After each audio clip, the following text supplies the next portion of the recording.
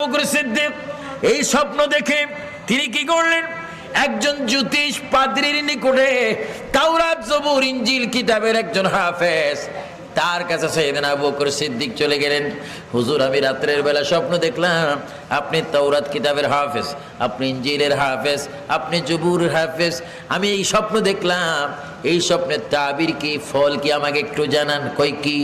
আমি চন্দ্র এবং সূর্য দেখেছি, চন্দ্র সূর্য দেখেছি।